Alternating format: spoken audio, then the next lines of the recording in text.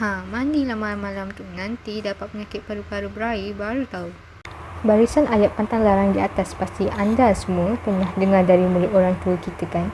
Tak orang tua kita, makcik, saudara yang sering mengambil berat tentang kita. Namun, pernah tak anda terfikir sama ada betul atau tidak pantang larang mereka ini? Assalamualaikum semua. Nama saya Mizan Kamalina binti Jujuri. Nombor matrik saya ialah 198052. Jadi, pada hari ini saya akan merungkai sedikit sebanyak tentang pantang larang.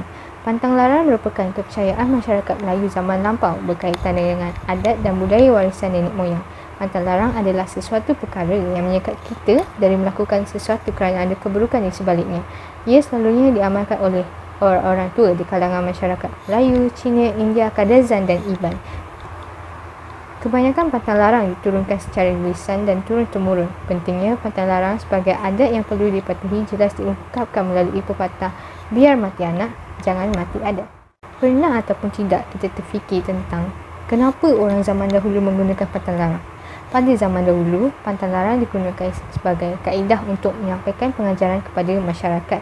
Sesuatu peraturan yang hendak dikuasakan akan disertakan dengan pantang larang supaya masyarakat takut untuk melanggar peraturan tersebut. Pantang larang yang diamalkan oleh masyarakat Melayu juga bertujuan untuk mendidik masyarakat agar mengamalkan nilai murni dalam kehidupan mereka.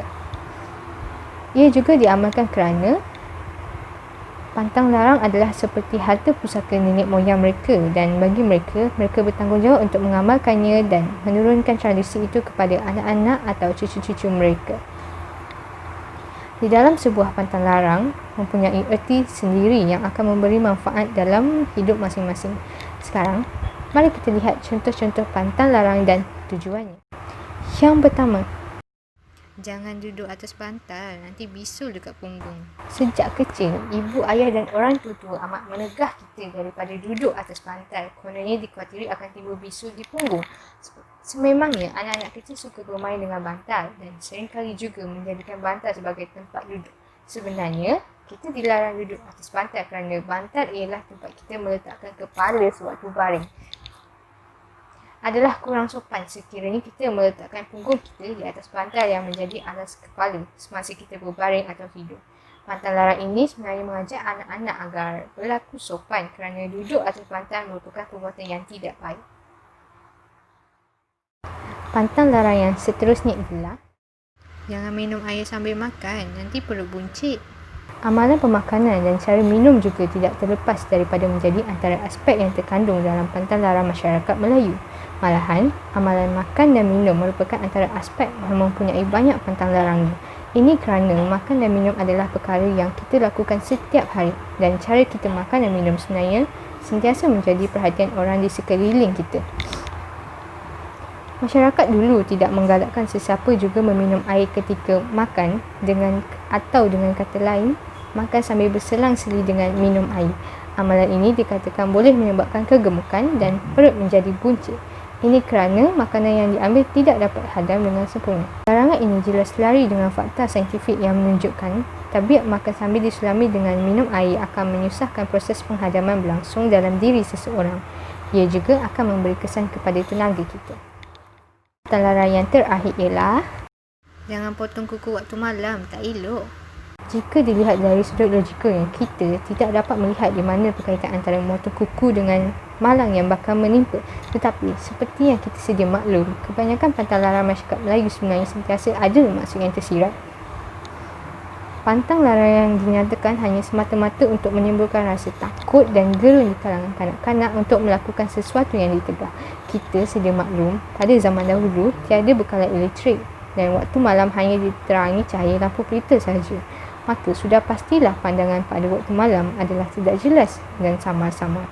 Maka tegahan ini sebenarnya adalah untuk mengelakkan daripada terpotong kuku secara berlebihan ataupun melukakan jari sendiri kerana kemampuan pandangan mata yang tidak berapa jelas.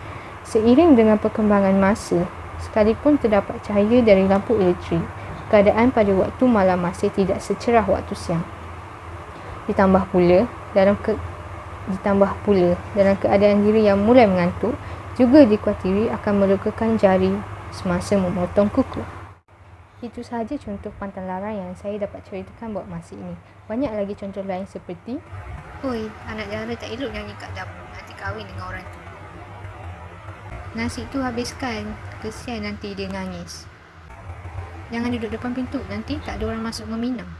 Dan lain-lain lagi. Sebagai kesimpulan, walaupun negara kita terdiri daripada berbilang kaum, tetapi pantang larang yang diamalkan oleh kaum Melayu, Cina dan India adalah satu tujuan, iaitu untuk kebaikan diri sendiri. Ini bermaksud pantang larang perlu dipatuhi semasa perkahwinan, perayaan dan juga semasa hamil untuk mengelakkan sesuatu yang malang berlaku. Oleh itu, pantang larang dan adat di antara kaum haruslah diteruskan kepada generasi akan datang. Hal ini kerana apabila pantang larang diteruskan, ia akan dapat membantu anak-anak dalam generasi pada masa akan datang. Ia juga dapat memberikan pelbagai manfaat kepada mereka dan dapat mengekalkan pantang larang tersebut ke generasi lain. Itu sahaja yang saya dapat rungkaikan pada masa ini. Terima kasih dan jumpa lagi. Assalamualaikum.